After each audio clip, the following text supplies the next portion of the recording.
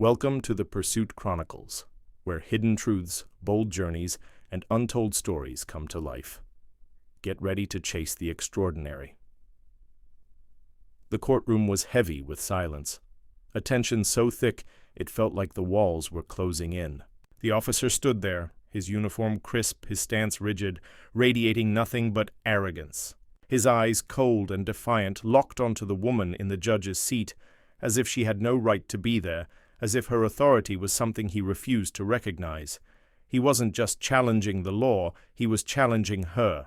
She had seen that look before, the look of a man who had spent his entire life believing he was untouchable, a man who had never been forced to answer for his actions, who walked into any room and expected immediate submission. But today, in her courtroom, that was not going to happen. Her voice was firm, unwavering. "Officer, take your seat." He didn't move. Instead, he let out a slow, mocking chuckle, shaking his head like he couldn't believe what he was hearing. Then, leaning forward, he spoke with a deliberate, venomous tone. "I don't take orders from people like you!" The room stiffened. The weight of his words, their unspoken meaning, pressed against every person in attendance. People shifted uncomfortably, waiting for her reaction. But she had been here before. She knew men like him, knew their games, and she was not going to play. "This is a court of law," she said, her voice calm but commanding. "You will sit down or you will be removed." His smirk widened. "I'd love to see you try." Then it happened. It was so sudden, so vicious, that the sound of it cracked through the courtroom like a gunshot. His fist struck her face with brutal force, snapping her head to the side. Gasps erupted. Someone screamed. Papers scattered as people jumped to their feet in shock. The officer took a step back, chest heaving, as if he had just done something completely justified, as if he had just corrected some sort of mistake that the world had made. She stumbled but didn't fall. No, she wouldn't give him that. She wouldn't let him have that victory. Slowly she raised her head, wiping the blood from her lip, and locked eyes with him again. And in that moment, the room wasn't watching a victim. They were watching a storm about to break. The arrogance on his face flickered, just for a second. Maybe he expected her to cry. Maybe he thought she would crumble under the weight of what he had just done. But instead, she straightened her robe, took a deep breath, and reached for the gavel. Not to restore order, but to deliver justice. "Officer," she said, her voice clear, sharp as steel, "you just assaulted a sitting judge in a court of law." The room held its breath. He took a step forward, as if he was about to say something, but she raised her hand, and the bailiffs moved. "Arrest him." For the first time since he walked into that courtroom, he looked uncertain. His hands twitched as the officers hesitated, looking at one another, unsure of what to do. He still believed he was untouchable, still believed that they would never put cuffs on him, until the first one clicked. The moment metal locked around his wrist, his face twisted in disbelief. "You can't do this," he hissed, struggling, but the bailiffs held firm. "Do you know who I am?" She took a step closer, looking him in the eye. "No," she said, her voice steady, "but after today, everyone will." And just like that, the balance shifted. But what happens when a man who has never faced consequences finally meets justice?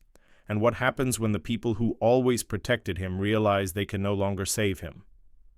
What happened that day in that courtroom was only the beginning, because when the truth finally came out, no one was ready for it. And neither will you.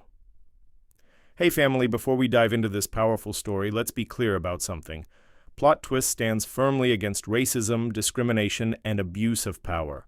This is a space where we amplify voices, seek justice, and tell stories that matter. To every Black viewer watching, you are powerful, you are valuable, and you deserve respect. No one should ever be mistreated because of the color of their skin. Today's story is a reminder that justice always finds a way. Now, sit back and enjoy the ride, and if you haven't already, hit that subscribe button so you never miss a twist. Let's go. The morning light seeped through the towering glass windows of the downtown Atlanta courthouse, painting the polished marble floors with streaks of gold. the hum of conversations, the distant echoes of hurried footsteps, and the rustling of legal documents filled the grand hallways. This was a place where justice was supposed to prevail, a pillar of law, a symbol of order. But for Judge Ian Williams, it was also a battlefield.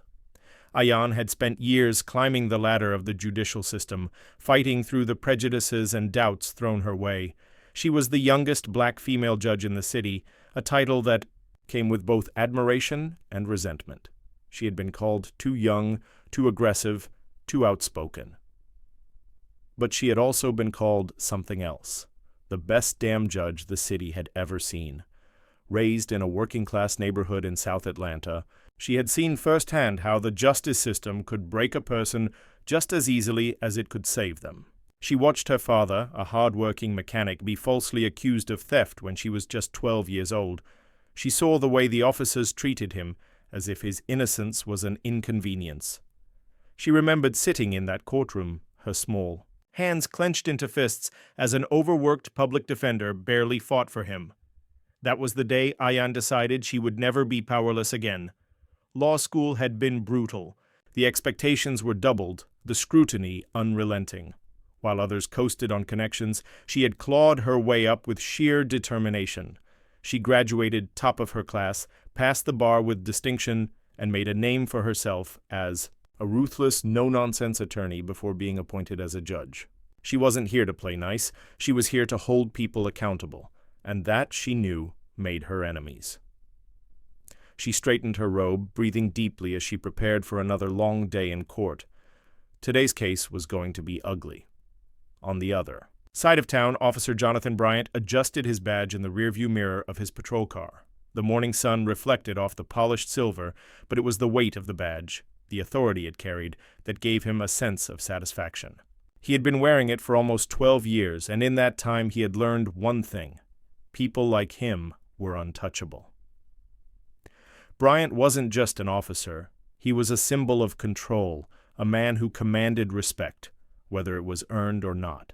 He had patrolled these streets for over a decade, walking with the confidence of someone who had never been questioned, never been challenged in a way that truly mattered. He grew up in a world where power was everything. His father, also a cop, had taught him young, the law is what you make it. People follow orders or they face the consequences. It was a lesson he carried with him into adulthood, one that had shaped the way he handled his authority. To some, he was a dedicated officer, a protector of the law. To others, he was a bully with a badge, a man who bent the rules when it suited him. He had racked up dozens of complaints over the years: excessive force, racial profiling, intimidation tactics, but none of them stuck because men like Bryant didn't face consequences. He knew today would be different, though. Today he was being forced to testify in court, and worse, in front of a judge he couldn't stand, Ian Williams. He had seen her name on the docket, and immediately felt his blood boil. A black woman, a judge, sitting in a position above him, holding authority over him. It was an insult, an offense to everything he believed in. He had worked too hard, sacrificed too much, to have to answer to someone like her. When he walked into the courthouse, heads turned. Some nodded in respect, others whispered. He knew the rumors. People said he was reckless, that he pushed boundaries. He didn't care. He was here to remind them all who held the real power. Inside the courtroom, the air was thick with anticipation. The tension was almost suffocating as Bryant stepped forward, his uniform crisp, his confidence unwavering. He locked eyes with Ian as she took her seat at the bench. Neither of them blinked. She spoke first, her voice steady, authoritative. "Officer Bryant, please take the stand." He didn't move immediately. He let the moment stretch, watching her, testing her. Then, slowly he walked forward, his boots echoing against the floor. When he sat down, he leaned back, arms crossed, smirking. He wanted her to know he wasn't intimidated. Ian was used to this. She had seen it before, the smug arrogance, the silent defiance. Men like Bryant didn't believe in her authority. They resented it. She wasn't here to be liked. She adjusted her glasses and looked directly at him. "Officer Bryant, you are aware that you are under oath?" He exhaled sharply, nodding. "Yeah." Her tone didn't waver. "Then let's begin." The questioning started civil enough, procedural, but as the minutes passed, Ayan's precise, relentless line of questioning began backing him into a corner. She picked apart his report, exposed inconsistencies, highlighted moments where his story didn't add up. The smirk on his face started to slip. She was challenging him, making him look foolish. Bryant's jaw clenched. His fingers drummed against the stand. The room was watching, waiting. He needed to shut this down. He leaned forward slightly, voice lower but dripping with venom. "You know, Judge, it's funny. People like you always think they're in control, but the second you step outside these walls, it's a different story, isn't it?" The veiled threat hung in the air. The courtroom fell into a heavy silence. Ayan felt the heat of dozens of eyes on her, waiting to see how she would respond. But she didn't flinch. She didn't look away. She simply met his gaze and held it. Then, calmly, she spoke. "Officer Bryant, you will watch your tone in my courtroom." A flicker of something dark passed through his expression, a crack in his carefully controlled mask. And then, in a split second, everything exploded. He moved too fast. 1 second he was seated. The next he was standing, his fist cutting through the air. The impact was deafening. Ayan reeled back as pain exploded across her jaw. The courtroom erupted in chaos. People gasped, some screaming, others frozen in shock. The weight of the moment crashed down on everyone at once.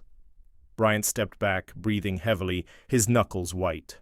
For a moment he seemed almost proud, like he had finally put her in her place. But then something shifted, because she didn't fall. Ayan straightened slowly, deliberately. Blood trickled from the corner of her mouth, but she didn't wipe it away. She just stared at him, her expression unreadable.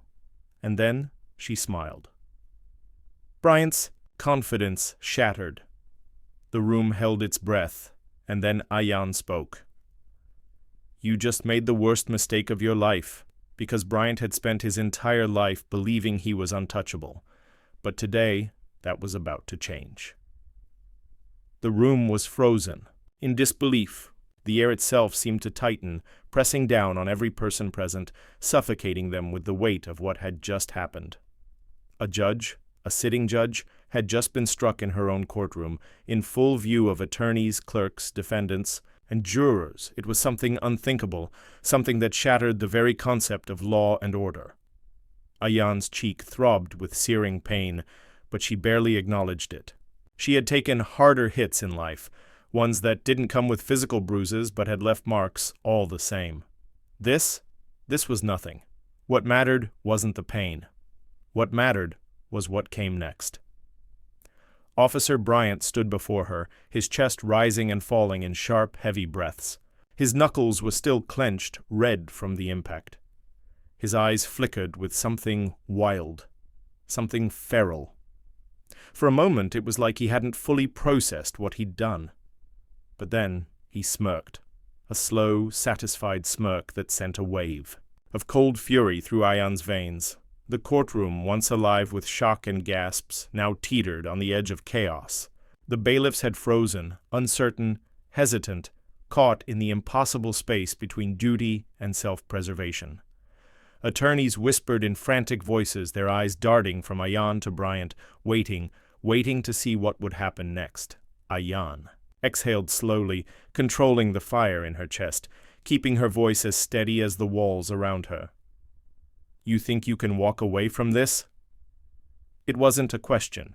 It was a fact, a statement of pure, unfiltered truth, because that's exactly what Bryant believed. His smirk deepened, a slow chuckle leaving his lips, rolling over the courtroom like a dark cloud. "I don't think, Judge. I know." That was it. That was the entire core of his being summed up in 3 words. He had spent years doing as he pleased, stepping over lines, bending rules, wielding his badge like a weapon. And the worst part? He had never paid for it. Never, not once.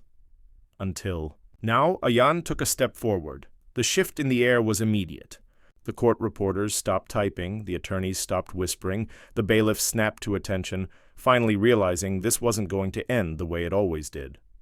But before she could speak, another voice cut through the silence.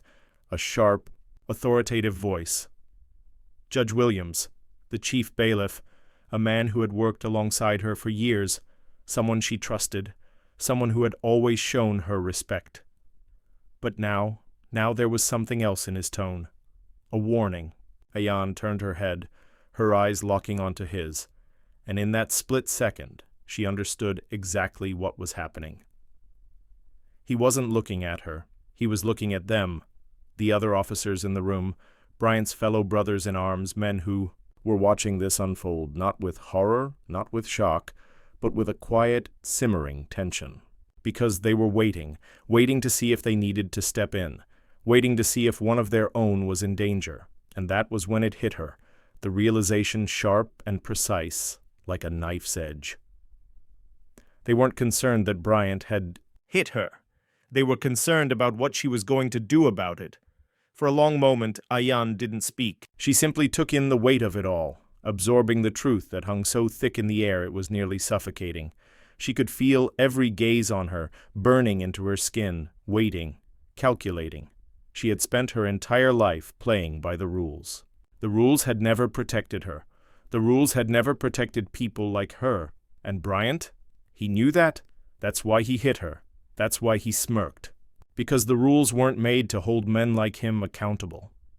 She took another breath, her heartbeat slow and measured. Then with deadly calm she turned back to him. "You just assaulted a sitting judge," she said, her voice like steel wrapped in velvet. Bryant's expression didn't change. If anything, his smirk grew, and the sheer audacity of the word rang out in the courtroom like a gunshot. And in that moment, Ayan knew exactly what she had to do. But not yet. She wouldn't rush it. Because Bryant had spent years believing himself to be untouchable, now she was going to make him feel it. The full weight of his actions, the crushing reality of consequences he had spent his entire life dodging.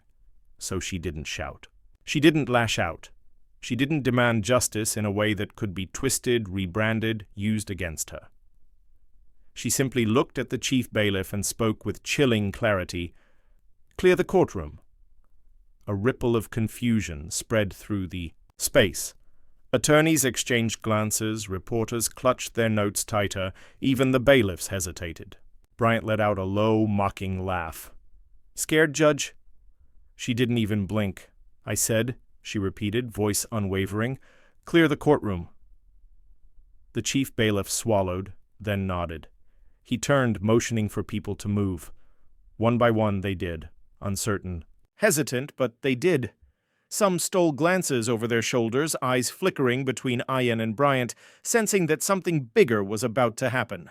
Bryant watched, amused at first, then confused, because she wasn't reacting the way he expected. He expected rage. He expected tears. What he wasn't expecting was calculated silence. Minutes passed. The courtroom emptied, the doors shut, and then, finally, it was just them. Bryant, Ayan, the chief bailiff, and the officers who were still standing there, waiting to see if she would really go through with it. Ayan exhaled slowly, lifting her chin, every inch of her presence commanding. Then, with calm precision, she reached for her gavel. Bryant's smirk returned, but this time there was something uneasy beneath it. For the first time, he didn't know what was coming next. For the first time, he wasn't in control, and that, more than anything else, made the fear creep into his eyes. Ayan tapped the gavel once, steady and deliberate. Then she spoke. "Officer Bryant," a pause, then, "You are under arrest." The silence was deafening, but what happened after that, no one was ready for it. The weight of Ayan's words did not just fill the air, it crushed it, making every breath in the room feel heavier, every second feel longer, every single person present feel the undeniable gravity of the moment. The courtroom, despite being vast and expansive, suddenly felt small, as if the walls had closed in, trapping everyone in the consequences of what had just happened. Nobody moved. The chief bailiff stood with his mouth slightly open, as if he had started to say something, but then thought better of it. The remaining officers in the room had gone rigid, their hands twitching at their sides, waiting, trying to process what they had just witnessed and what was about to follow. The attorneys, the clerks, even the reporters still lingering near, the back all frozen in place, watching, and in the very center of it all was Jonathan Bryant, the once smug, untouchable officer, the man who had spent years throwing his weight around with impunity, the man who had just done the unthinkable, striking a sitting judge inside her own courtroom. He stood there, his fists still clenched at his sides, his body still vibrating.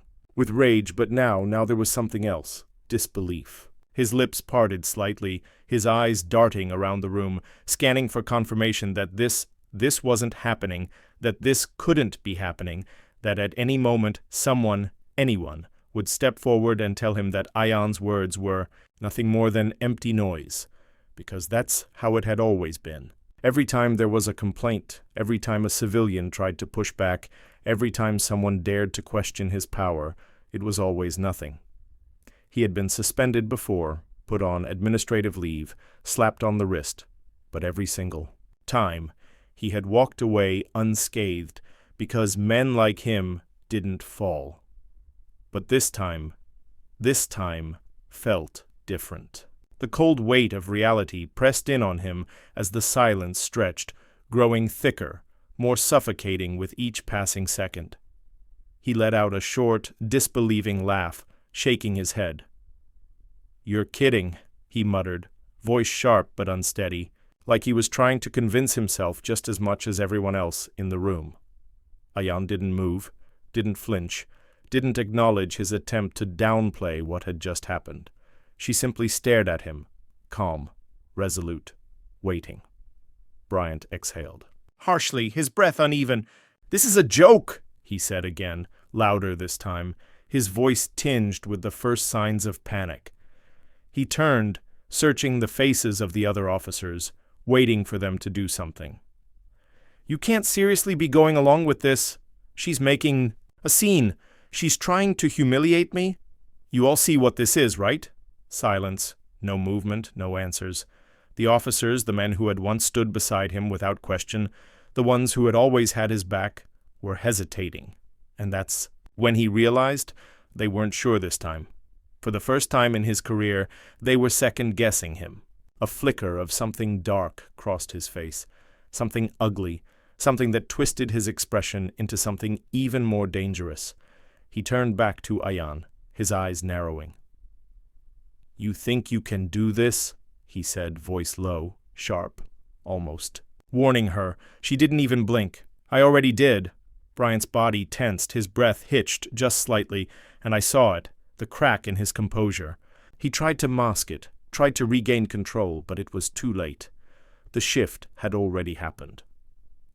The chief bailiff took another step forward.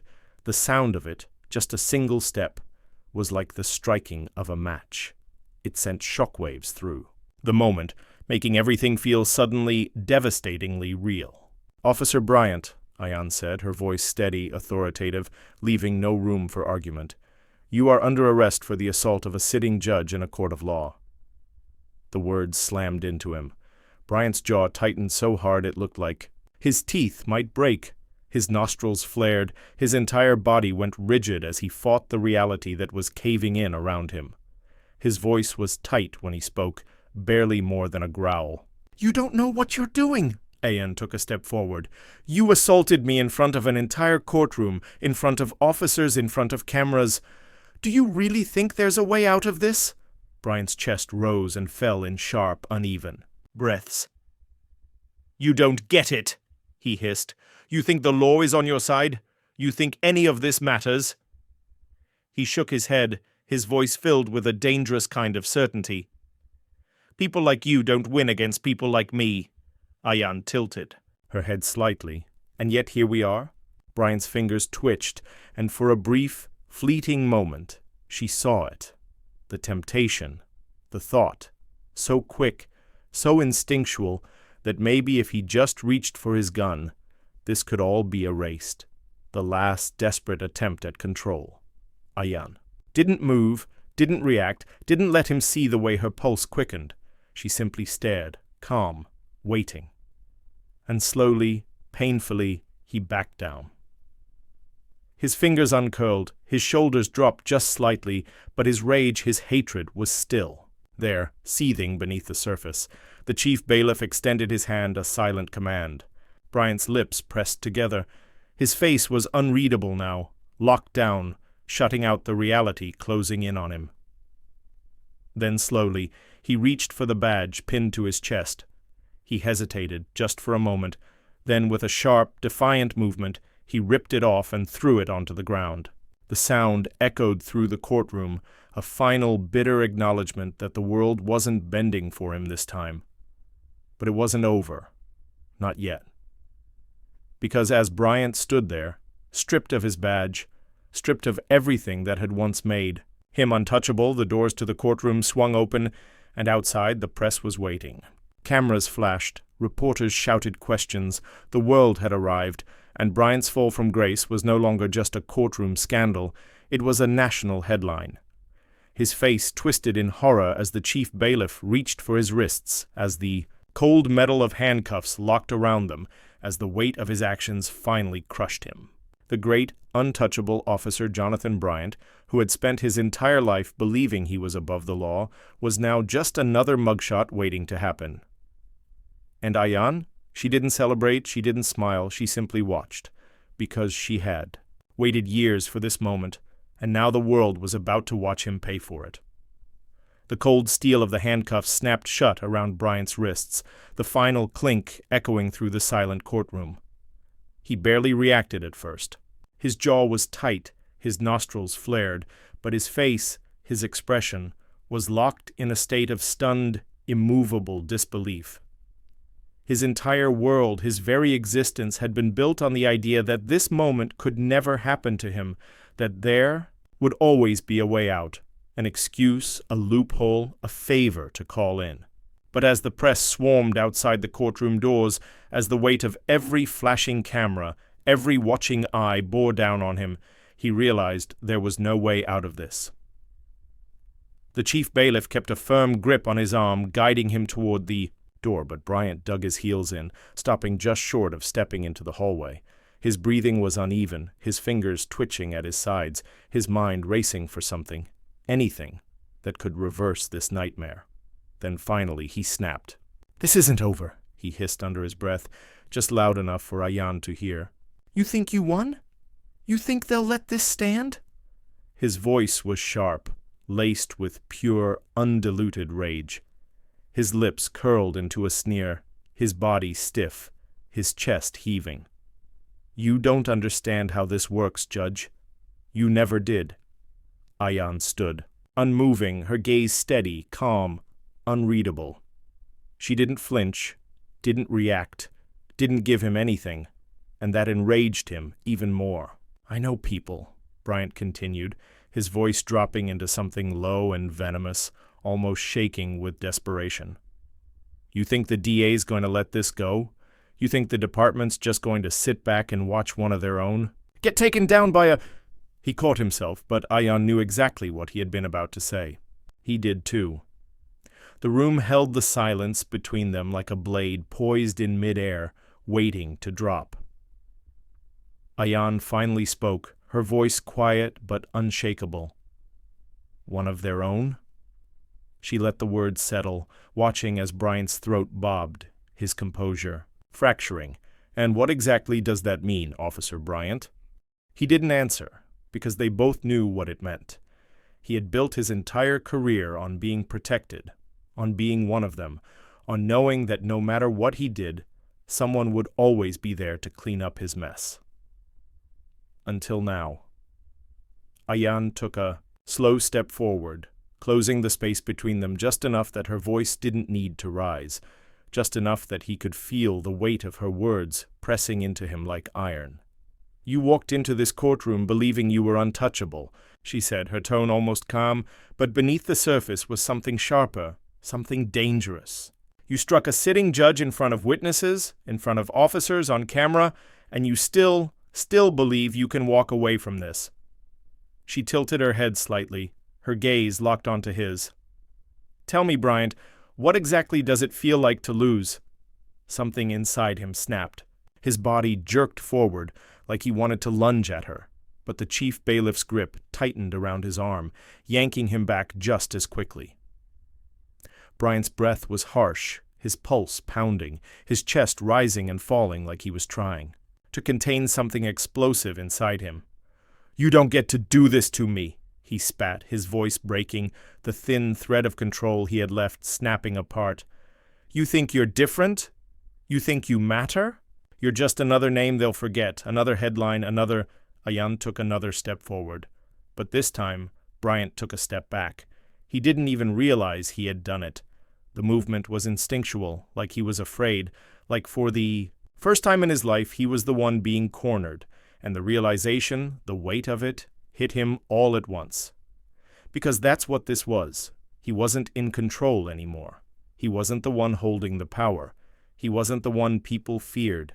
He was just a man in handcuffs, a criminal, and the whole world was about to see him that way. Ayan didn't gloat. She didn't smirk. She didn't let herself revel in the moment. Not because she didn't want to, but because this wasn't about her. This was about justice. The doors swung open. The first blinding flashes of cameras filled the room. Bryant tensed, his breath hitching as the noise, the shouting, the relentless storm of reporters erupted into the hallway. "Officer Bryant, do you have a statement? Judge Williams, how do you feel about the arrest? Bryant, is it true you have a history of excessive force?" The questions pummeled him from all sides, their voices overlapping, relentless, merciless. And then, the final blow. Somewhere in the crowd, an intern for one of the major networks had just uploaded the footage. The unedited, raw footage of Bryant striking Ayan inside the courtroom. And within seconds, it was everywhere. On every screen, every phone, every television. Millions of eyes watching, judging, reacting. And in real time, Bryant watched his own destruction unfold. The DA's office issued a statement within minutes, condemning his actions. The mayor's office distanced itself immediately.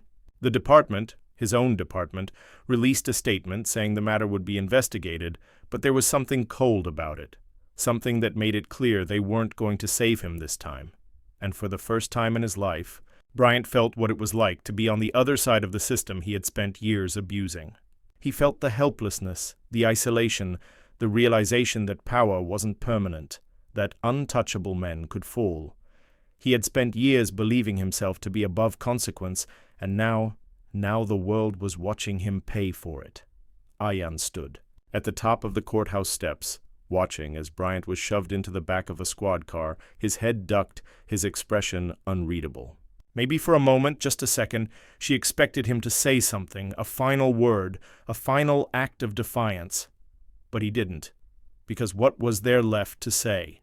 The car door slammed shut, and just like that, it was over. Or at least, it should have been.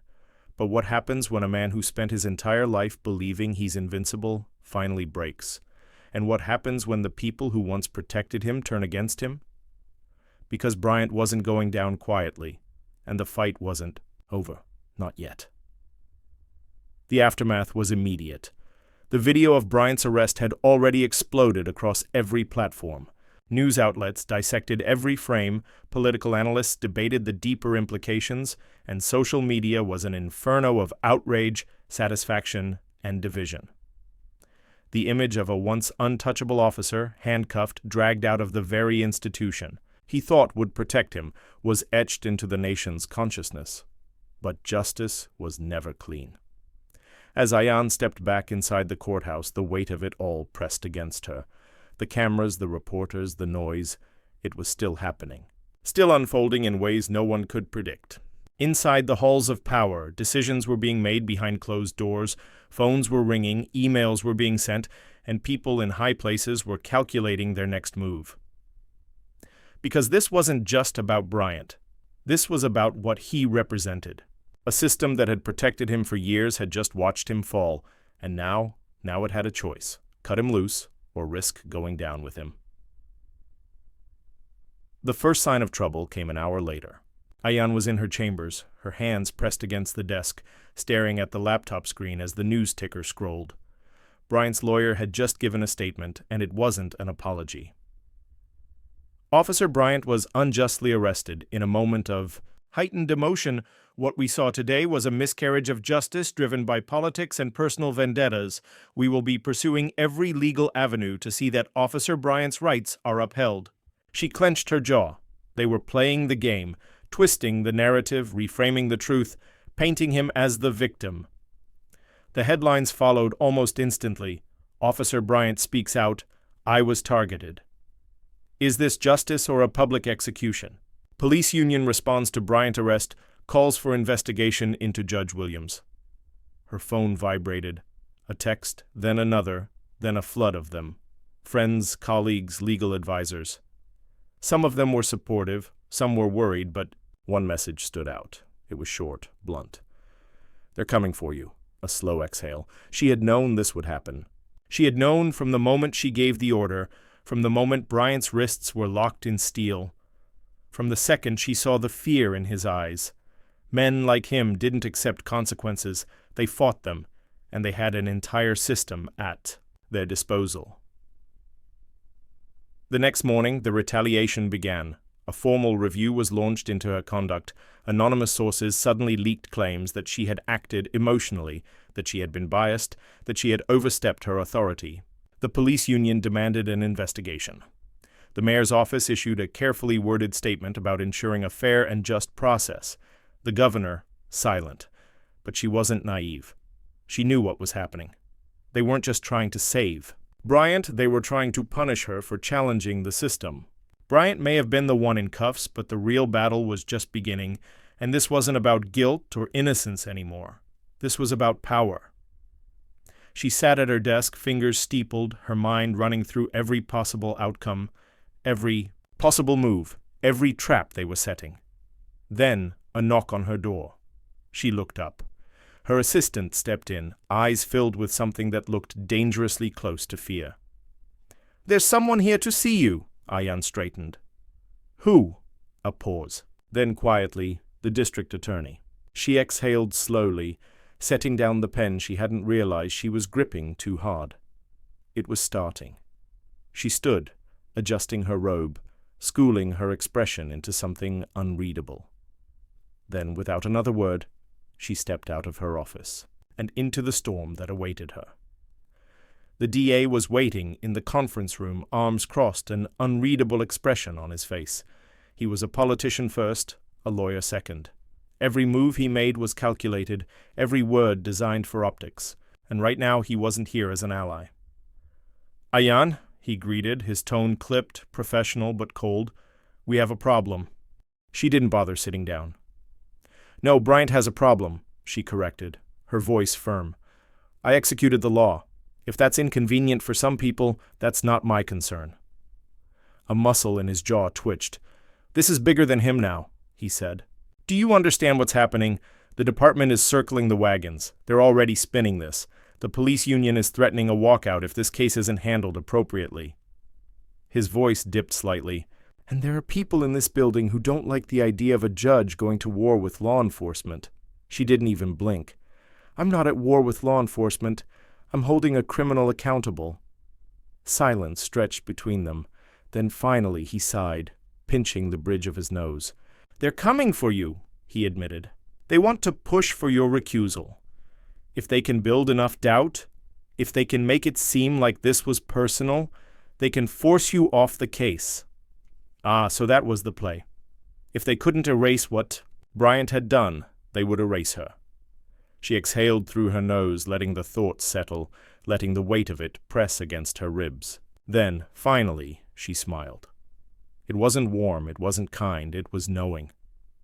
"I'm not stepping down," she said simply. The DA's gaze hardened. "You might not have a choice." Now she did sit down, folding her hands in front of her. "Let them come," his jaw tensed. "This isn't a game, Ayan." She held his gaze. "No, it's a reckoning." Another silence. Then finally he stood. "I'll do what I can," he said, his tone lower now, almost reluctant. But you need to be careful. She watched as he turned, as he walked out, as the door clicked, shut behind him, and then, for the first time, she let herself feel it.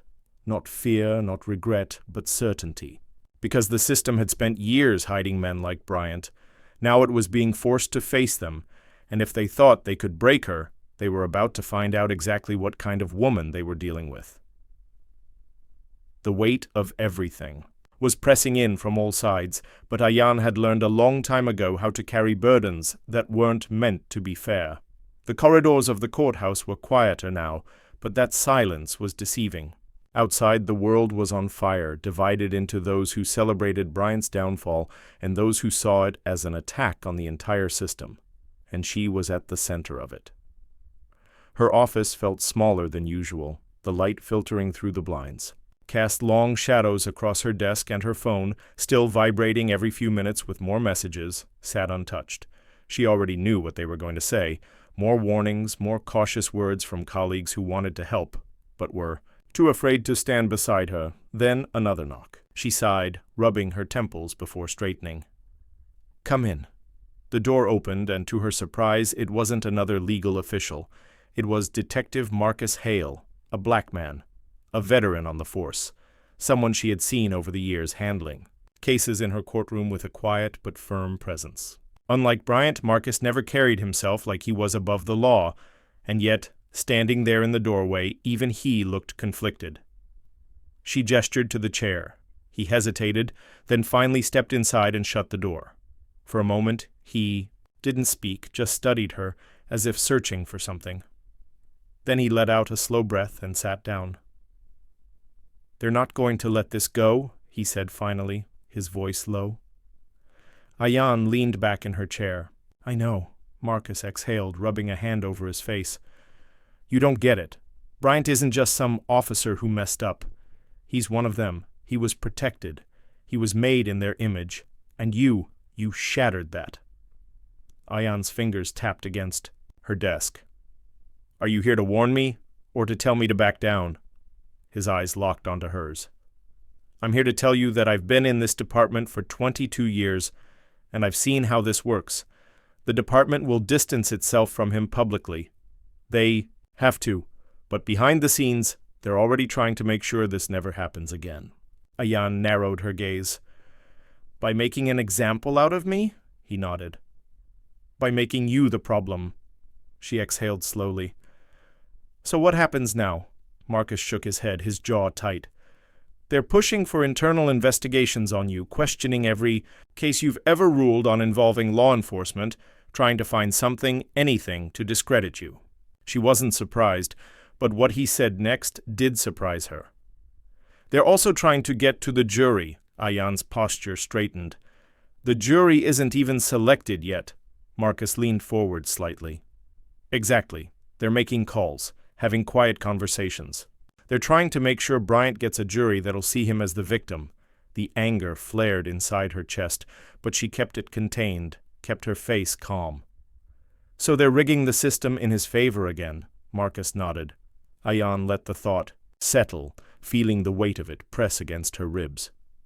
The system was doing what it always did, bending itself backward to protect its own, even when the truth was undeniable.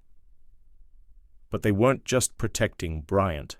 They were protecting themselves. Because if he could fall, then the illusion cracked, and if the illusion cracked, the whole damn system might crumble. She took a slow breath, leveling her gaze at Marcus. "Why are you telling me this?" Marcus held her stare for a long moment. Then finally he sighed, shaking his head. "Because I'm tired," he admitted, his voice quieter now. "I'm tired of watching good people get buried so bad men can keep their power. I'm tired of pretending I don't see it. And maybe I should have said something sooner. Maybe I should have fought harder before it got to this point. But I can't change the past. What I can do is make sure you know exactly what's coming." Ayan studied him carefully. Then she nodded. "Thank you," he scoffed slightly. "Don't thank me yet. I can't stop this. I can't even slow it down. All I can do is warn you." Her lips pressed together. She knew what that meant. Marcus was a good man, but even he had limits. because at the end of the day he still wore the badge, and she couldn't trust that when the time came, he wouldn't choose the institution over the truth. So she did the only thing she could. She prepared for war. The next 48 hours were a whirlwind of tension. The DA's office kept their distance, careful not to appear too involved. The governor finally issued a vague statement about trusting the judicial process. The police department, they doubled down. Press leaks started pouring out, painting Bryant as a devoted officer who had a moment of weakness. Some outlets called Ayan overzealous, others questioned her temperament. And then came the threats. Anonymous emails, voicemails, messages telling her to back down before it was too late. None of it scared her. It only made her angrier. But the real turning point, the moment where she knew this was about to spiral into something even bigger, it happened late at night.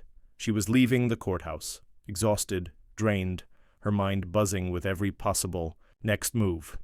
She stepped into the dimly lit parking lot, her heels clicking against the pavement, and then she felt it. That sensation. The one that prickles at the back of your neck when you're being watched. She slowed, scanning her surroundings. Then, just barely, she caught the movement. A black car parked across the street. The driver's window was rolled down just enough to see the faint glow of a cigarette. Watching. Waiting. She didn't react. Didn't give them the satisfaction of knowing they had rattled her. She simply unlocked her car, slid inside, and drove away. But the message was clear. They weren't just trying to destroy her career, they were testing how far she was willing to go. She gripped the steering wheel tighter.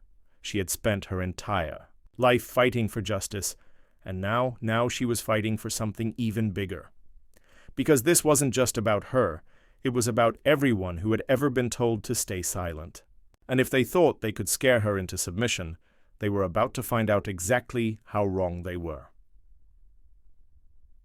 The hum of the city outside was distant, muffled by the thick courthouse walls, but inside, the tension was suffocating. Ayan sat at her desk, staring at the documents spread out before her. The weight of them, of everything, was crushing, but she refused to let it show. Every paper, every motion filed against her, every carefully crafted smear campaign designed to make her the villain, it was all part of the same strategy: discredit her, dismantle her, erase her. She exhaled slowly, pressing her fingertips to her temples. The press was eating it up.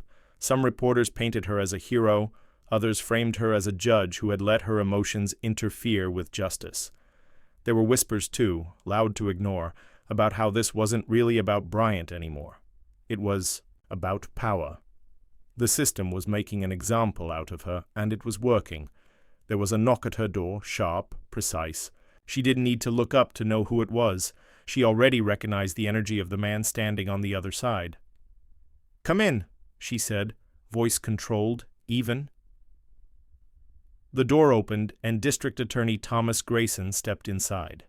He was wearing his usual pristine suit, the kind that cost more than most people made in a month, his expression carefully crafted into something neutral, calculated. He closed the door behind him, taking his time before speaking. "You know why I'm here." She leaned back in her chair. "Let me guess.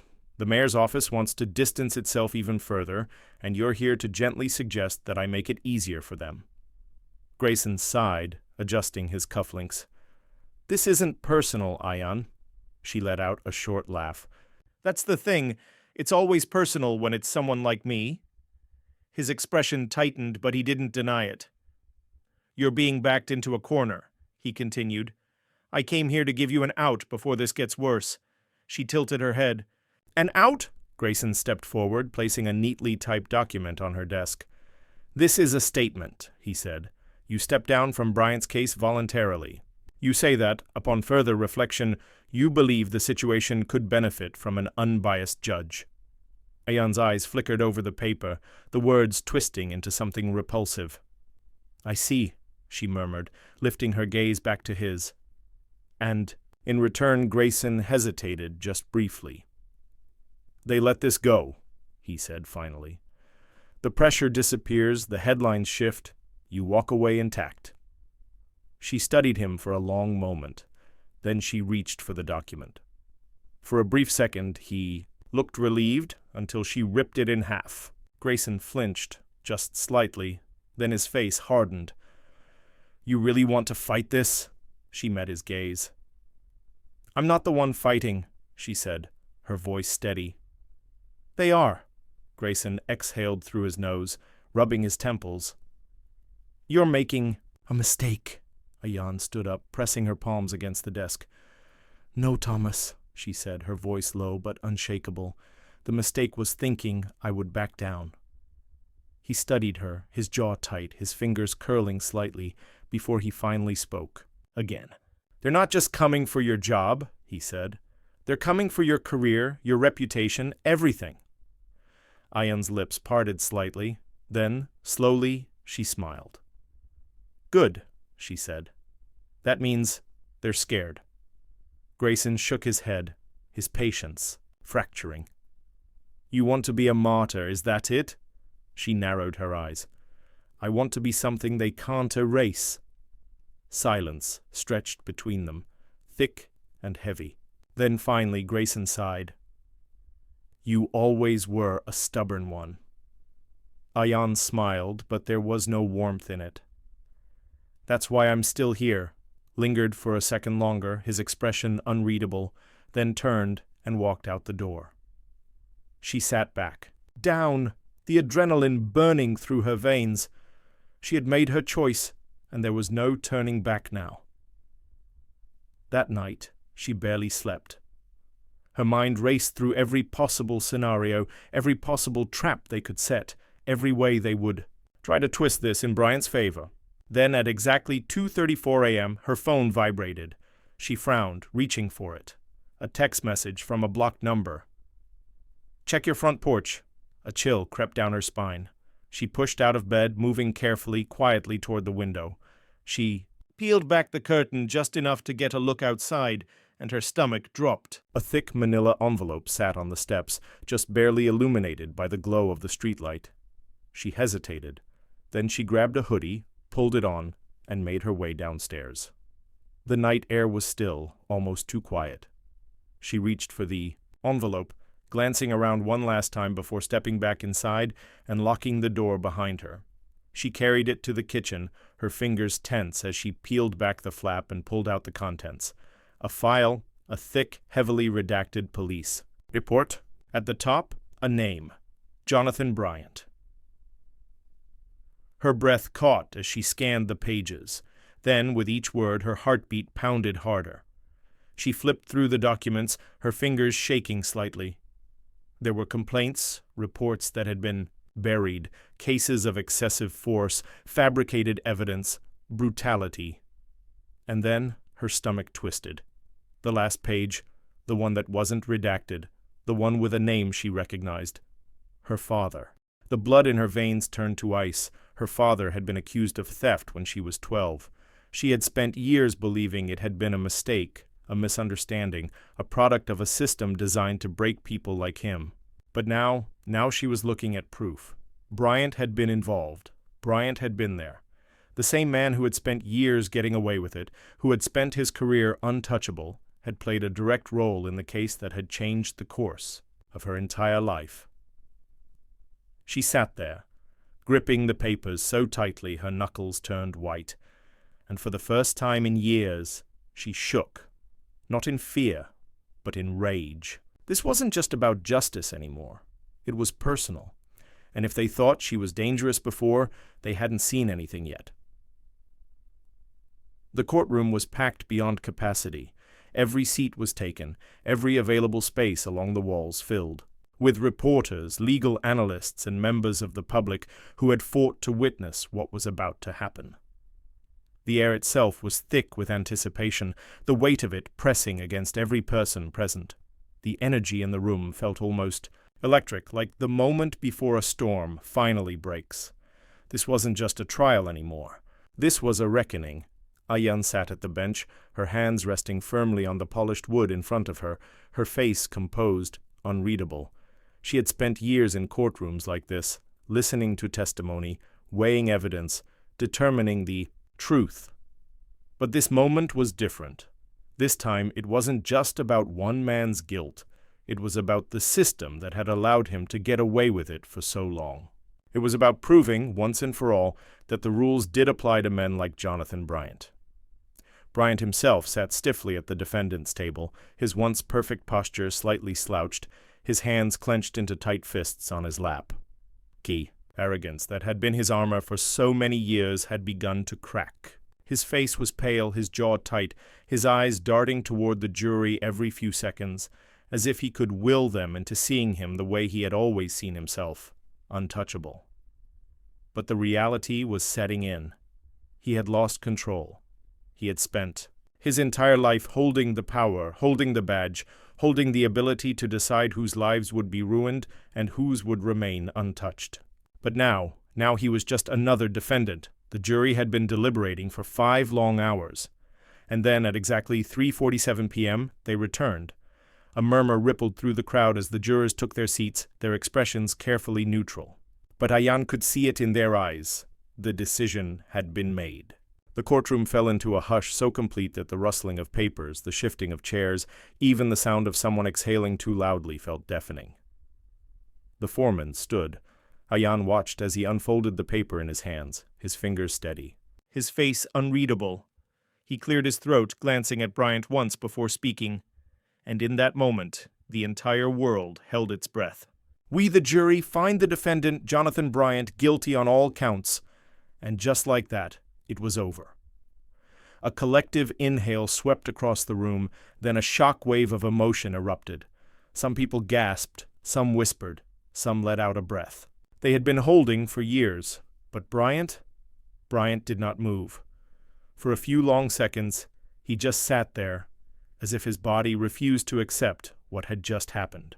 His face went blank, his hands frozen in place, his entire frame locked in denial. Then his breathing changed. His shoulders lifted and fell sharply, his nostrils flared, his jaw clenched so tightly it looked like he was trying to physically hold himself together. The chief bailiff stepped forward, but Bryant did not stand. It was as if his body had shut down, as if he still believed that any moment now, someone, anyone, would step in and tell him that none of this was real. "Jonathan Bryant, please rise," the judge ordered.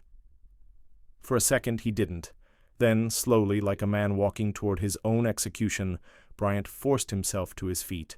His hands, which had once gripped his badge, his gun, his power, now hung limply at his sides. His sentence was read aloud. 15 years, no parole for the first 10, no special accommodations, no shortcuts. For the first time in his life, Jonathan Bryant was truly powerless. The bailiff moved in behind him, and Ayan watched as the cold metal of handcuffs closed around his wrists. The very thing he had used to subdue, intimidate, and control others was now locking him in place. The cameras flashed, catching every second, every twitch of his jaw, every flicker of fear in his eyes. He turned his head slightly, and for the briefest moment, his eyes met Ayan's. And she saw it, the realization. He had lost, and he would never get his power back. The gavel came down one last time, sealing his fate.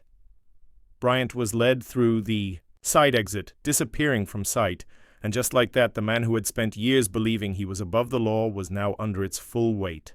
Outside, the world was waiting. The moment Ayan stepped out onto the courthouse steps, the scene erupted. Reporters were shouting questions, protesters and supporters were chanting, news vans lined the streets, cameras turned toward her. The entire country had been watching this trial unfold, waiting to see if justice would be real this time. She didn't speak. She didn't need to. Because today, justice had spoken for itself. Let's take a moment to really think about what just happened. This wasn't just about Jonathan Bryant. This wasn't just about a single officer finally facing consequences. This was about a system that had allowed him to exist unchecked for years. How many complaints had been ignored? How many victims had been silenced? How many times had he been allowed to walk away because the rules were never meant to apply to him? Bryant didn't just believe.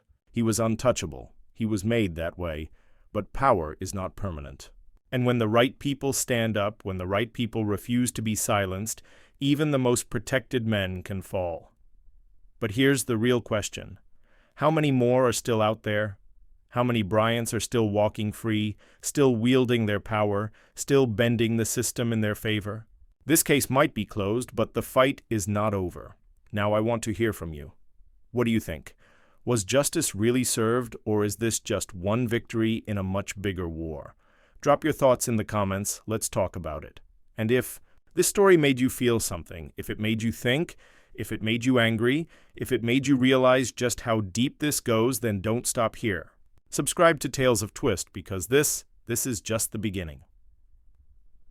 On a frigid winter night in Chicago, amidst a dark and deserted alley, Michael, a dedicated police officer, discovers two thin twin girls rummaging through a trash can for food. This heartbreaking scene not only leaves him stunned, but also sets him on a challenging and emotional journey. From battling societal prejudices to conflicts with his fiancée, Michael faces the biggest question of all. Does he have the capability and strength to save these innocent children who need him more than anyone else? His small action in that fateful moment opens up an inspiring story, a journey that forever changes the lives of three people. Don't miss the touching and dramatic details as Michael steps into a role he never imagined, becoming the reluctant father of two girls who were once forgotten by the world. Follow this inspiring story and don't forget to subscribe to our channel so we can share more meaningful stories like this. We'd love to know where you're watching from, so please share in the comments. That night, Michael finished his late shift at the Chicago Police Department. It was the coldest part of winter, with biting winds cutting through his skin, seeping through every layer of his clothing. He chose to walk home, partly to relax after a stressful day, and partly to enjoy the rare quiet of the city. The streets were deserted, the faint yellow streetlights casting dim shadows on the wet sidewalks. His mind wandered in thought until an unusual sound broke the silence. It was a soft rustling, as if someone was rummaging through the trash. Michael stopped and listened more closely. He thought it was just a stray cat, but then another sound froze him in place, the faint sobbing of children. Goosebumps rose on his neck. How could there be children in this place at this hour? A sense of worry surged within him, urging him to step into the nearby alley. The deeper he walked, the weaker the streetlights became, and darkness seemed to swallow everything. But then, under the dim yellow light, Michael saw a sight that made his heart tighten. Two twin girls, about 5 or 6 years old, were kneeling beside a large trash can. One girl, the older one, was hunched over, searching through the garbage. The other stood back, her wide eyes alert, clutching a torn cloak tightly in her hand. Both were emaciated, their faces gaunt and their eyes filled with exhaustion, as if they were used to living in constant caution and hunger. Their clothes were tattered and dirty, their bare feet muddy and red from the cold. Their naturally curly hair was greasy and tangled, as if they hadn't been cared for in days. Michael stopped, not daring to approach immediately. He didn't want to scare the girls. In the dim light, he saw the older girl holding a moldy piece of bread from the trash, Ken bringing it to her nose to smell. Looking closer, he realized both girls were thin, their faces hollow and their eyes full of fatigue, as if they were accustomed to living with caution and hunger. Slowly, Michael sat down, trying to keep his voice as gentle as possible. "Hey, kids, I'm a police officer. You don't need to be afraid, I just want to help." As soon as his voice echoed, the older girl jumped, pulling her sister back a few steps, her eyes full of fear. "Don't come near! We don't want to be caught!" the girl yelled, her voice trembling. Michael raised both hands, trying to reassure them. "I'm not going to arrest you. I just want to help. You're hungry, right?"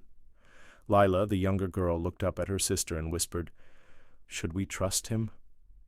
Leah, the older girl, stared at Michael for a long time, her face a mix of fear and suspicion, but Michael's eyes, the sincerity and warmth in them, seemed to calm her. Finally, Leah nodded slightly. Michael slowly took out a granola bar he always carried in his coat pocket while on duty and placed it on the ground in front of the girls. "Here, eat this first," he said, stepping back to make them feel safer. Leah carefully approached, holding the granola bar with her thin, shaky hands. She didn't eat it herself, but handed it to her sister first. Lila quickly broke off a small piece and chewed it voraciously. Leah remained standing, her eyes still wary as she looked at Michael, but now she was less afraid. "I can take you to a safe place," Michael said, trying to keep his voice as gentle as possible. "You don't have to stay here anymore." Leah looked at him, hesitation evident on her small face. "Officer, where will you take us?" Michael knelt down, keeping his eyes at eye level with the girl. "To a place where you don't have to worry about food or the cold. I promise." Suddenly Lila spoke up, softly, almost whispering. "We don't want to go back to the orphanage."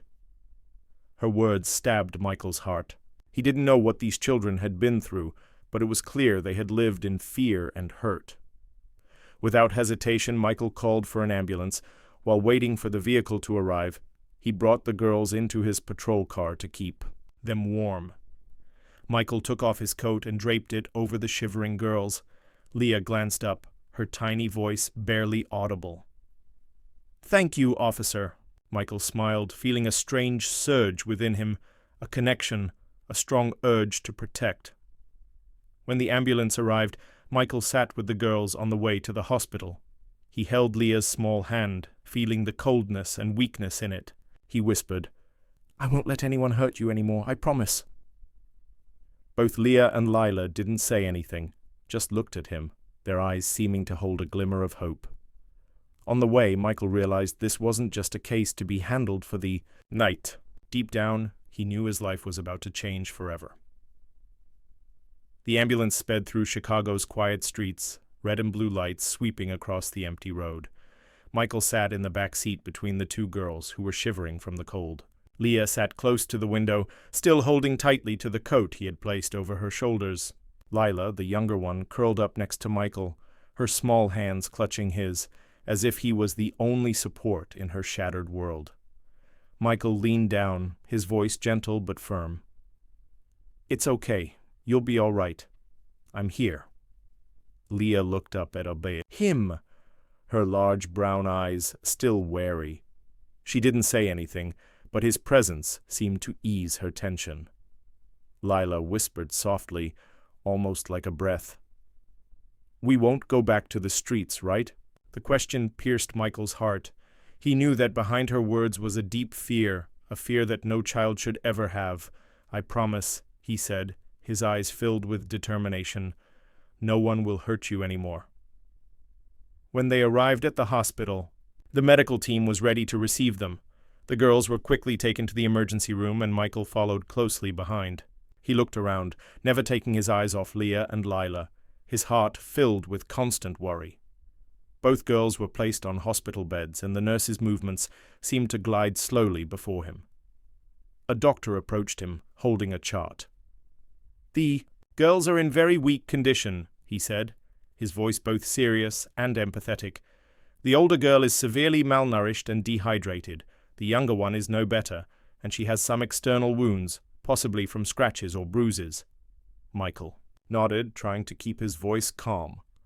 "They'll be okay, right?" "We'll do everything we can," the doctor replied, "but it's clear they've been living in extremely poor conditions for a long time. Luckily, you found them in time. Otherwise, I can't guarantee the outcome."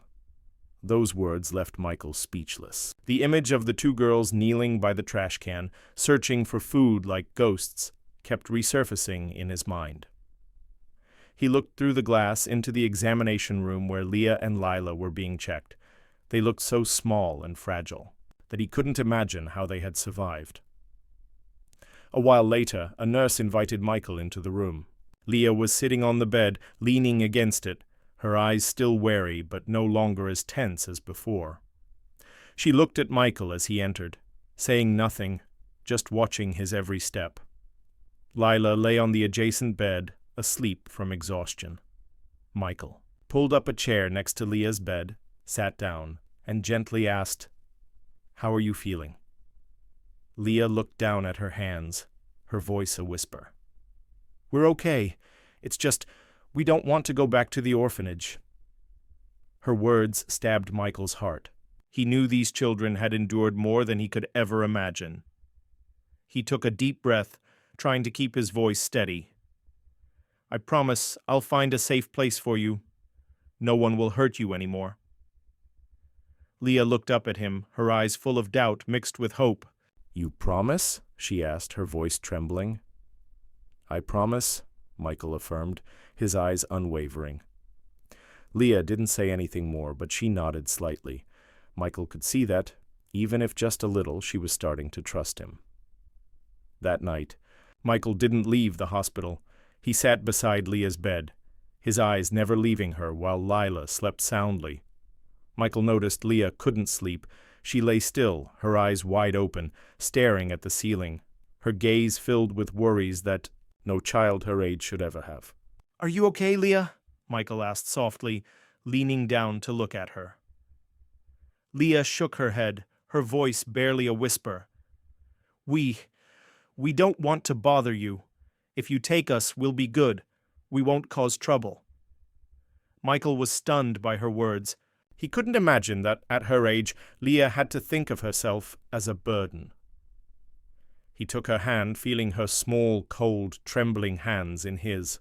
"Leah, you and Lila are not a burden," he said, his voice filled with emotion. "I want to help you because you deserve to be helped. You're not bothering anyone." For the first time, Michael saw tears in Leah's eyes. She didn't cry loudly, just let the tears quietly flow down her thin cheeks. Michael gently wiped them away, feeling a deeper urge within him than ever before.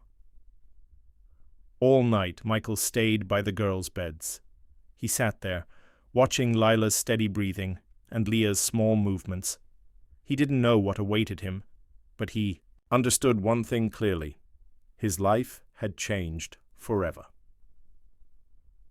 The next morning, when Leah opened her eyes, she saw Michael still sitting there.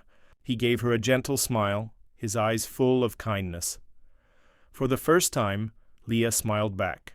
It was a very small smile, but to Michael, it was like the first rays of sunshine after a long storm. The next morning, Michael left the hospital feeling heavy-hearted. The cold wind cut through his layers of clothing, but he barely noticed. In his mind were the images of Leah and Lila, two small, fragile girls completely dependent on his protection. He knew his life had changed forever from the moment he heard their cries in that dark alley. On his way home, Michael stopped at a familiar coffee shop. He needed time to think, to find answers to the big question in his heart. What would he do next?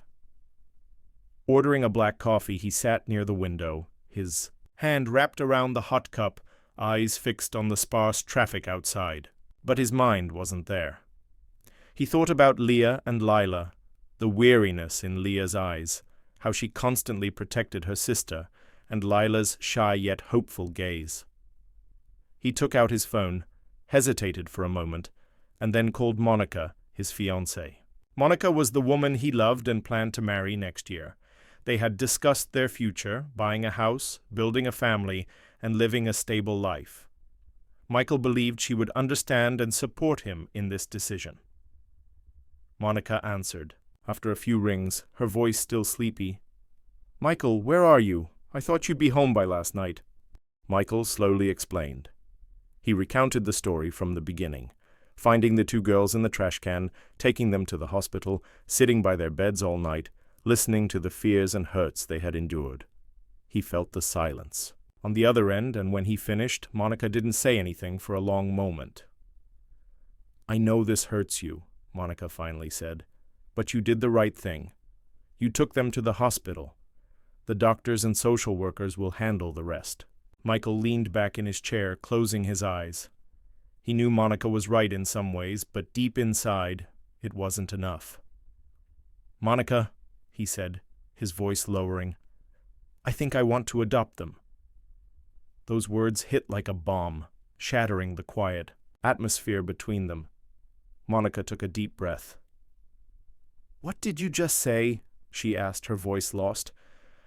"I want to adopt Leah and Lila," Michael repeated, this time clearer and more resolute. "They have no one else. I can't let them go back to the streets or be sent to the orphanage." "Michael," Monica said, her voice turning icy, "do you know what you're saying? These are strangers you just met last night. We're not ready to be parents, let alone adopt." "I know it sounds crazy," Michael replied, trying to keep his voice calm, "but I feel a connection with them, Monica. I can't explain it, but I know." "I have to do this," Monica laughed, but the laugh was cold and bitter. "A connection, Michael? This isn't a movie. This is real life. Do you know how complicated and expensive adopting a child is? Not to mention we already have our plans. We were going to buy a house, get married, and build our own family. Do you want to throw it all away just for two girls you met last night?" Michael sat in silence. He understood Monica was worried, but she couldn't feel what he was feeling. "Monica, I'm not throwing anything away, but Leah and Lila have no one else. They've been abandoned and hurt. I can't turn my back on them." Monica angrily exhaled through the phone. "What about me, Michael? What about us? I didn't sign up for this. I don't want my life to be turned upside down because of your impulsive decision." "This isn't impulsive, Monica," Michael almost shouted, unable to hold back. "I can't sleep peacefully knowing I left them there, knowing I could do something but didn't." "Michael," Monica said, her voice cold and sharp, "I'm not sure I can be with someone who always thinks about others more than us." Her words stabbed straight into his heart. Then there was a long silence. Monica said nothing more, and Michael didn't know what to say. Finally, Monica sighed softly. "I need time," she said. "I'll call you back later." Then she hung up. Michael sat there, feeling an emptiness envelop him. He knew Monica was angry, and perhaps she wouldn't change her mind. But deep down, he also knew he had made his decision. He couldn't abandon Leah and Lila, no matter the cost. In the afternoon, Michael returned to the hospital. As he entered the room, he saw Leah and Lila sitting on the bed, playing with an old teddy bear that nurse Carla had given them. Leah turned around when she saw him, a light smile appearing on her face. "You're back," she said, her voice filled with surprise and a hint of relief. Michael sat down beside the bed, looking at the sisters. "I promised," he said. "I'm not going anywhere." Leah silently looked at him, her large brown eyes scrutinizing. "Where will you take us?" she asked, her voice as soft as a passing breeze. "If you take us, we won't bother you. We'll be good." Michael leaned down, his eyes gentle. "You'll never bother me, Leah," he said, his voice warm. "You deserve to be loved and protected. I want you to know that." For the first time, Leah genuinely smiled. She nodded, and in that moment, Michael knew he would fight to the end to protect Leah and Lila. He didn't know what difficulties awaited him, Monica, the legal system, or even objections from others, but he was ready to face them. Because now he wasn't just a police officer, he was someone who would do everything to provide a better life for Leah and Lila. Michael sat in his small apartment, the morning light streaming through the window, but his mind wasn't on the view outside. He had just returned from the hospital. After a long night beside Leah and Lila, and now his head was filled with thoughts. How could he carry out the decision he had made? The adoption process for two girls was not simple, and he knew that, but deep in his heart, he had no other choice. Leah and Lila needed him, and he needed them. Michael turned on his computer and began searching for information about adopting children. Documents appeared on the screen, ranging from legal requirements to the family assessment process. He carefully took notes on each step and condition, from proving financial stability to attending psychological counseling sessions. Every step felt like a mountain to climb, but Michael remained undeterred. Finally, he picked up the phone and called the social services office, his voice deep and resolute. "This is Michael Thompson. I'd like to start the process of adopting two little girls." On the other end of the line, a warm female voice responded, "Thank you for reaching out. I'm Mrs. Peterson, the caseworker assigned to your file. Can you come in tomorrow afternoon to discuss the details?" Michael agreed immediately, his heart pounding. This would be the first step of a long journey, but he was ready to begin. The next afternoon, Michael walked into the social services office. The small room was simply decorated with photos of children and happy families on the walls. Sitting behind the desk was Mrs. Peterson, a middle-aged woman with salt and pepper hair and sharp yet warm eyes. "Mr. Thompson, please have a seat," she said, gesturing to the chair in front of her. Michael sat down, feeling slightly tense. Mrs. Peterson studied him for a long moment, as if evaluating him. Finally, she spoke. "You understand that adoption is not an easy decision, right? Especially in your case." "Yes, I do," Michael replied, his voice steady. "But I've thought it through carefully. Leah and Lila have no one else. I can't let them go back into the system where no one truly cares about them." Adoption isn't just about saving children, Mr. Thompson. It's a lifelong commitment. You'll need to prove that you have the financial means, time, and a stable environment to raise these two girls. You'll also need to attend psychological counseling and undergo a family assessment. Your job, a police officer, will be scrutinized closely because it's a dangerous profession with irregular hours. Have you considered all of these factors? Michael took a deep breath, looking directly at Mrs. Peterson. "I understand what I'm up against, and I'm ready to do whatever it takes. Leah and Lila have suffered enough. I can't let them continue to be hurt." Mrs. Peterson nodded, jotting down a few notes in her notebook. "All right, we'll begin the assessment process. You'll need to complete all the paperwork, attend interviews, and prepare your home. Additionally, we require you to attend parenting classes. This won't be an easy path, but if you're serious, we'll support you." Michael nodded. "I'll do everything." In the following days, Michael dove into the adoption process with determination. He filled out each form, gathered all necessary documents, and attended interviews with social workers. Each time he spoke about why he wanted to adopt Leah and Lila, about the connection he felt from the moment he first met them. One day, after returning from a counseling session, Michael received a call from the hospital. On the other end was Carla, the nurse in charge of Leah and Lila. "Michael, the girls are doing much better now," Carla said. "But Leah asked me this morning if you were coming back. I think you should come as soon as possible." Michael felt his heart tighten. He hurriedly drove to the hospital. When he entered the room, Leah was sitting on the bed, clutching the teddy bear Carla had given her. Lila was sitting on the adjacent bed, playing with a colored pencil. When she saw him, Leah looked up, her eyes brightening a bit. "Uncle is back," the girl said, her voice filled with surprise mixed with relief. Michael smiled and sat down beside the bed. "I promised, remember. I'm not going anywhere." Leah remained silent for a moment, watching him intently. "Do you really want to keep us, Uncle?" she asked, her voice small but clear. Michael took her hand, his eyes gentle yet firm. "Yes, Leah. I want you and Lila to have a family, and I'll do everything to make that happen." Leah didn't say anything else, but she nodded softly, and for the first time, a genuine smile appeared on her small face. As Michael continued the adoption process, he also faced challenges from society. At the police station, rumors began to spread. One afternoon, as he entered the break room, he heard two colleagues, Daniel and Harris, talking. "I don't understand why he's doing this," Daniel said. "Adopting two kids in his situation? He's just making things harder for himself." Harris added, "Not to mention they're two black girls, a white police officer adopting black children. Did he think about how others would react?" Michael walked in, his eyes cold as he looked at them. "Do you guys have a problem with me trying to help these two kids?" Daniel stumbled, scratching his head. "No, I was just curious. I don't think it's an easy decision," Michael responded, his voice firm. "Yes, it's not easy, but it's the right thing to do, and I won't let anyone stand in my way." Despite the difficulties, Michael didn't give up. Every day he visited the hospital to see Leah and Lila.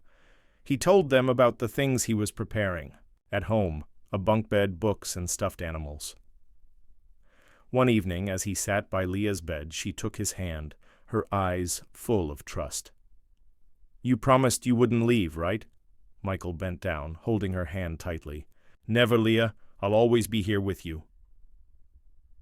In that moment, Michael knew that no matter how challenging the journey ahead, he would fight to the end, not only because Leah and Lila needed him, but because they had become a family he couldn't live without. 2 months after starting the adoption process, Michael received an important call from the Social Services Office. Mrs. Peterson, the caseworker handling his file, informed him that he had passed the initial approval stage and was allowed to bring Leah and Lila home under a temporary foster care arrangement. This was the final step before he could officially become their legal father. Upon hearing the news, Michael felt a mix of joy and anxiety. His life was about to change in ways he had never imagined, and now he was responsible not only for himself, but also for 2 children. But deep down, he knew this was something he had prepared for a long time. The day Leah and Lila were discharged from the hospital, Michael arrived early, bringing a small bunch of balloons and the 2 stuffed animals he had carefully chosen. Carla, the nurse who had been closely involved with the girls, stood waiting for him in the hallway, her eyes both emotional and wistful. "You did it, Michael," Carla said, smiling. "These girls have bonded with you more than anyone else. I believe you'll be wonderful fathers."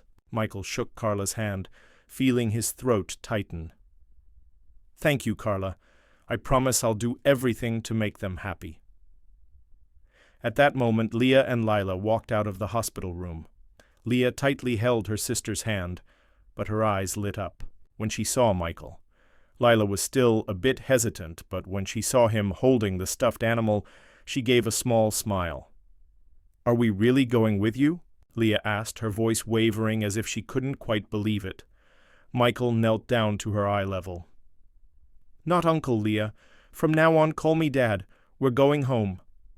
Leah stood still for a long moment, then suddenly hugged him tightly. "Thank you, Dad," she whispered, her voice small but full of emotion. Michael took the 2 girls to his apartment, where he had meticulously prepared over the past weeks. He had spent all his free time creating a cozy little room just for Leah and Lila. The new bunk bed, cartoon-themed bedding, a colorful play corner, and a small bookshelf filled with fairy tales. All were prepared with the hope of making the girls feel loved and safe. When they entered the room, Lila froze, her eyes wide as she looked around, as if she couldn't believe it was real. Leah didn't say anything either, her eyes scanning every detail of the room. After a moment, Lila spoke, her voice shaky. "Is this our room?" Michael sat down, gently nodding. "Yes, this is your room. This is our home." Lila turned to Leah, then suddenly ran to hug Michael's legs tightly. "I've never had a room like this," she murmured softly, her voice trailing off. Leah stood beside them, looking at Michael with eyes full of emotion. She gently asked, "Dad, do you really want to keep us?" Michael placed his hand on her shoulder, his eyes gentle but certain. "I don't just want to keep you. I want you to be my family, and I promise I'll always be here for you." In the first few days at home, Leah and Lila couldn't fully relax. They still carried the habits and fears from their previous lives on the streets. Lila often woke up startled in the middle of the night, crying for her sister. Michael would sit by the bed, comforting her, singing lullabies or simply holding her hand until she fell asleep. Leah, though stronger, still had moments where she would withdraw into a corner, her eyes filled with worry. One time, Michael found her hiding a few dry breadcrumbs under her pillow. When he gently asked why, Leah gave a feeble excuse. "What? If there's no food tomorrow?" Michael bent down, placing his hand on her shoulder. "Leah, you don't have to worry about that anymore. I promise our home will always have food. You'll never go hungry again." His words seemed to soothe Leah. She nodded slightly, and from then on, Michael noticed that she began to trust him more. However, balancing work and fatherhood wasn't easy. As a police officer, Michael often had to work irregular hours and sometimes leave the house before Leah and Lila woke up. To ensure the girls were always well cared for, he enlisted the help of Mrs. Johnson, a kind elderly neighbor. Mrs. Johnson, a retired nurse, immediately agreed when she heard Michael's story. "You're a wonderful father, Michael, but no one can do this alone. I'll help you when you need it." She helped him look after Leah and Lila whenever he had to work and even taught him a few tips for caring for young children, like how to make simple snacks the girls loved. With her support, Michael felt more confident in his new role. Gradually, Leah and Lila began to adjust to their new lives. Their initial fears faded, replaced by curiosity and joy. One day, when Michael came home, he saw Leah teaching Lila how to write her name on a piece of paper. Lila had misspelled Lila as Leah, and Leah burst into laughter. It was the first time Michael had seen them laugh so genuinely since he met them. Every evening, Michael spent time telling stories to the girls before bedtime. Sometimes he read fairy tales from books, other times he shared childhood memories. Leah and Lila listened attentively, their eyes shining in the warm light. One night, as the story ended, Leah softly said, "Dad, we never thought we'd have a place to call home. Thank you for not abandoning us."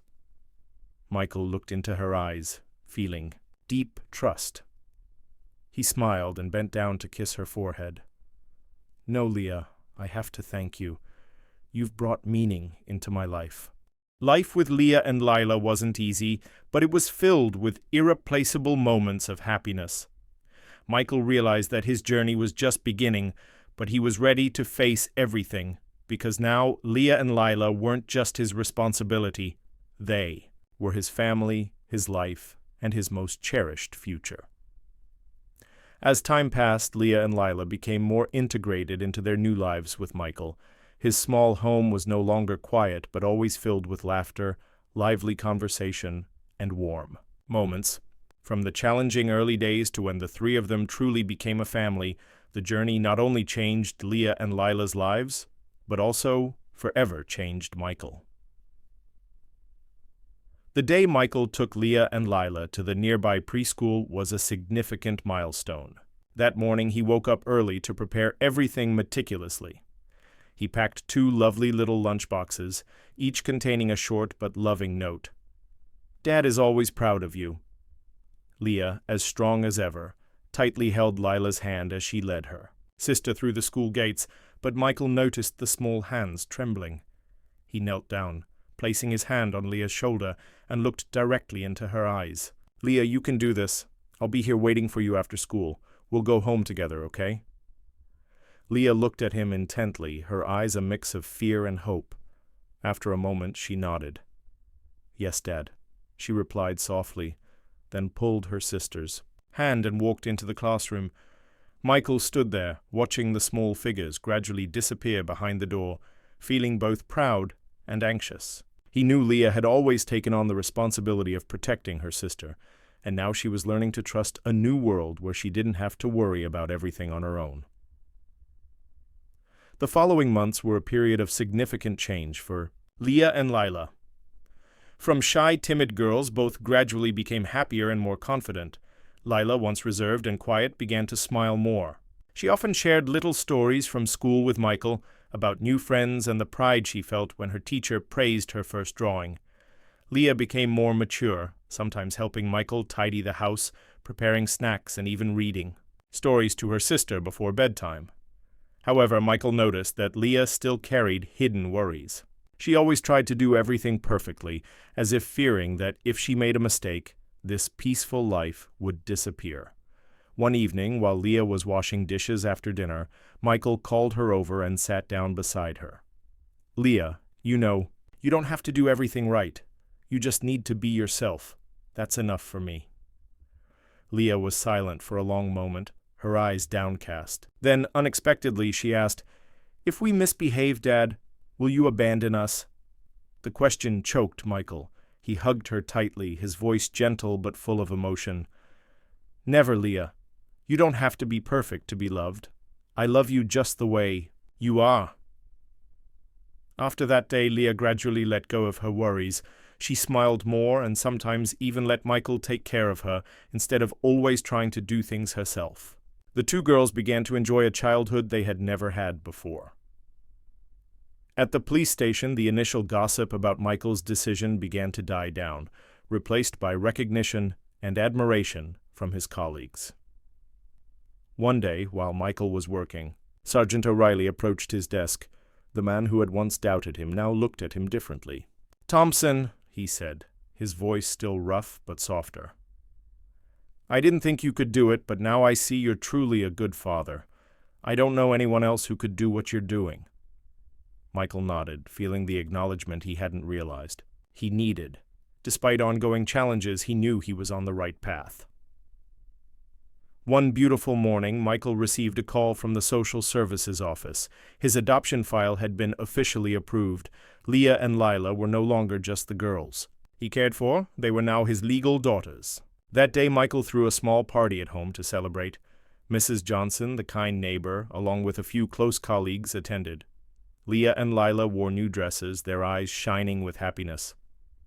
During the party, Leah unexpectedly stood up, looking at Michael with sparkling eyes. "Dad, we used to think no one needed us, but now we know we have a family, and we're grateful for that." Michael couldn't hold back his tears. He walked over and hugged the two girls tightly, feeling the love and bond he had never imagined he would have. In the years that followed, Leah and Lila grew up surrounded by Michael's love and protection. He taught them how to ride bikes, cook, and was always there for every important milestone in their lives. Leah became a strong and determined girl, often playing the lead role in school plays. Lila had an artistic inclination, spending hours drawing colorful pictures. One evening, as the three of them sat on the couch, Leah suddenly asked, "Dad, do we tire you out?" Michael laughed, pulling both girls closer. "You're not just my pride and joy. You're everything to me. I love you more than anything in the world." Leah and Lila looked at him and hugged him tightly. In that moment, Michael realized that not only had he saved Leah and Lila from a tragic situation, but they had also saved him. They brought him faith, hope, and a sense of purpose he never knew he needed. Their journey continued, but Michael knew he would always be ready to face any challenge, because now he had Leah and Lila, a family he had built with all his heart. Michael. Leah and Lila's journey is a living testament that family is not defined by blood, but by love, compassion, and sacrifice. From a cold winter night in a dark alley to warm days filled with laughter in a home, Michael didn't just save two children. Leah and Lila gave him a new purpose and a happiness he had never known. Their story reminds us that every small act of compassion can change someone's life or even their entire world. Leah and Lila had once lived in the darkness of neglect, but thanks to Michael's love, they found light, a home, and a brighter future. This journey is not just about adoption or fatherhood. It's a call for us to listen, care, and act when someone needs help.